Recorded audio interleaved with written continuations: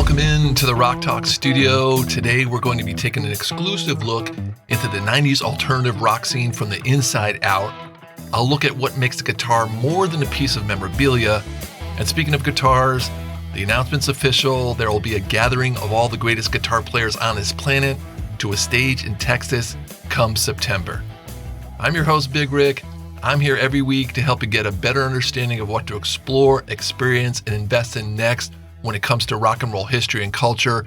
I do the reading, I do the watching, and I gladly do all the digging to bring you nothing but the good stuff.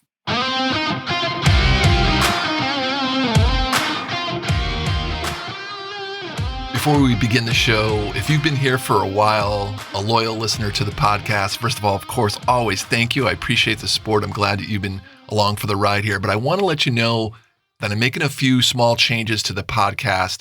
The book and documentary coverage, that's not going away. But what I'm going to do going forward is kind of open things up a bit so I can also bring you the archival releases that are out there, the objects, moments, and discoveries that help tell the bigger story of rock and roll history. I'm calling them artifacts. You still get the rock and roll book and documentary recommendations, but now you get alongside that other pieces of rock history worth knowing.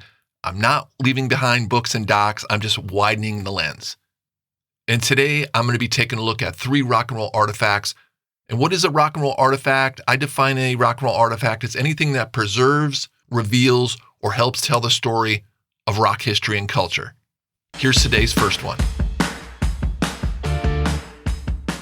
Her friend threw a beer bottle that hit the lead singer's guitar and stopped the show. She went up to the lead singer after the show and apologized for the act that she was disgusted with, and this led to a friendship with the singer, who went on to front one of the largest, most successful bands in the 90s alternative rock scene. And eventually, it also led to her joining this band and playing all the iconic songs that she grew up with to millions and millions of fans. This is an eyewitness testimony from inside the 90s alternative machine. It has just been released. It's a new book, a memoir by Melissa Auf der Maur, who is predominantly known as the bass player for Hole and playing bass with that guy she met after the beer bottle incident. His name is Billy Corgan, the lead singer of the legendary band, the Smashing Pumpkins. The book is called Even the Good Girls Will Cry.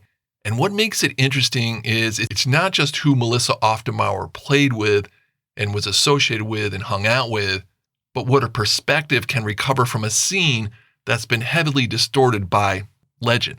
Memoirs like this are not just products, they're records, and they are rare, especially this one. They preserve a firsthand perspective from inside an era that still shapes how people imagine 90s rock, and her version of events reveals the cost of the scene, the role of women inside it, and the difference between rock mythology and lived experience. When Corgan of the Smashing Pumpkins asked her to join Courtney Love's band, Hole, this was actually before she joined his band, and this was right after the death of Kurt Cobain and Hole's bassist, Kristen Pfaff. Kristen died in 1994 of a heroin overdose at age of 27, about 4 months after Kurt's suicide. So when Corgan asked if she wanted to join Hole, or pretty much told her, you should join Hole, she said no. No way, no way. She wanted nothing to do with the drama surrounding Hole. Melissa actually described herself at that time as naive, though a confident girl, who eventually took the plunge and agreed to play with Hole and basically changed her life. The first time playing with the band was the first concert they played after Kurt's death. It was at the Reading Festival in the UK, the world's oldest existing popular music festival. There was 190 acres of people there to witness it. And so began the ride that takes up the majority of this book, dealing with and being in a band run by Courtney Love. And here's where this book separates itself. It establishes a point of view from inside a scene and shows us parts of the 90s alternative rock world from a woman. Kind of the pseudo sidekick to Courtney Love, but very little in common with Courtney. Few people did have a lot in common with Courtney, especially on that level that Courtney was existing on for a while there. But the experience of being in this band and forming a bond with Courtney Love led to this amazing perspective that only a woman, this woman, could tell. Melissa Auf der Maur was literally born an artist.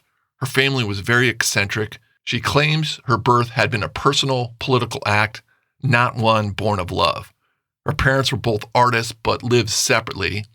There's an early quote in the book where she says, "My path felt predestined for me as a product of two extraordinary people and not something I could easily break away from." Auf der Maur takes what could have been a straightforward insider memoir about Hole and Smashing Pumpkins.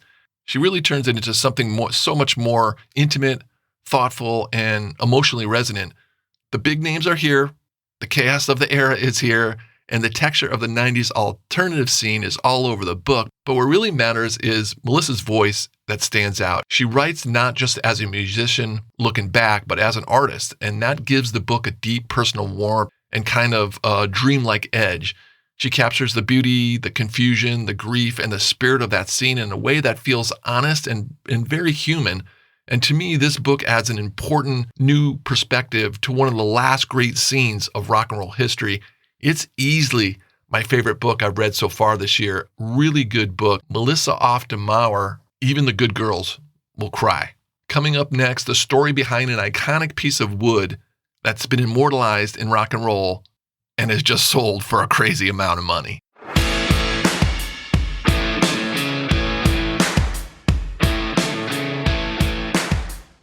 This next story brings together two guitarists, and one of them I view as the greatest living guitarist right now, and that is Derek Trucks. The other, a guitarist who I would say falls into my top 5 guitarists of all time, and that's Jerry Garcia. How do they connect? It's a very unique way. Derek Trucks and the Tedeschi Trucks Band, his lineage alone is a rock and roll artifact. His uncle was Butch Trucks, the original drummer of the Allman Brothers Band. Trucks was recently on stage playing Jerry Garcia's legendary Tiger guitar at the Beacon Theater in New York City. A little side note, these shows also featured J-Mo, the original drummer in the Allman Brothers Band, the last sole survivor of that band, the last living member. He was there. A lot of legendary moments colliding here at this show. Jerry's Tiger guitar, which just sold again, this time the price tag was $11.5 million. And what makes this interesting is not just the price tag. It is crazy and outrageous, but it's what this guitar represents. Tiger isn't just an instrument. It's one of the most recognizable physical objects in rock history, tied directly to Jerry Garcia's sound, style, and legend. It's a custom instrument that became deeply associated with Jerry's playing during a key period of Grateful Dead history. I saw this clip the other day with Trucks, where he was on the Howard Stern show with the Tedeschi Trucks Band, and he also brought Tiger into the studio with him. And Howard asked him a little bit about the guitar, and it was interesting to hear. He said it's a super unique guitar, but it weighs about 14 pounds, which is about twice what his usual guitar weighs. Derek said it's super articulate with a very unique sound, a very Jerry Garcia sound. And then Susan Tedeschi chimed in and said it was a very hard guitar to play. The Tiger guitar is not just memorabilia. It's a working object that helped create the music itself. And when something like this sells, we're not just looking at a collector's item. And what I find fascinating about the sale is that it shows how rock history becomes tangible. Tiger holds emotional value, cultural value, musical value, and now a very public market value. There are thousands of guitars in rock history, but only a few become symbols that can easily be called an artifact. This is definitely one of them, and it got me thinking of legendary guitars that I've seen personally. And just a few off the top of my head, Stevie Ray Vaughan's SRV guitar. I was lucky enough to see a bunch of Stevie Ray Vaughan shows. I saw Lucille, B.B. King's iconic guitar, Pearly Gates, Billy Gibbons of ZZ Top's legendary acts, Willie Nelson's Trigger. I saw Prince play that iconic purple cymbal guitar, David Gilmour's famous Blackstrat. So many great shows and so many iconic great guitars. Speaking of guitars, I've got one more for you. The Gathering of the Guitar Gods is about to return to the stage. In 2004, I went down to the Crossroads and I fell down on my knees. Have mercy. At the Eric Clapton Crossroads Guitar Festival, and Clapton is bringing back this iconic celebration of guitar and player. It's coming to Austin, Texas, September 26th and 27th at the Moody Center. I know my man Scott C. down there in Austin will be eyeing this one. I know he's been to a bunch of Crossroad festivals. I want to shout out to Scott C. Maybe I need to head down to Austin and check this show out with him. But to me, what I love about this festival, it connects legacy artists, newer players, and it really pays tribute to blues roots, classic rock, and guitar-driven music in a way that documents lineage. And it is also, and I think this is definitely needs to be mentioned, it reflects Clapton's role in rock and roll history. I think there's a tremendous important value to Crossroads, and to me, it's more than a festival. It's a living document of guitar culture, blues influence, and artists who continue to shape guitar legacy.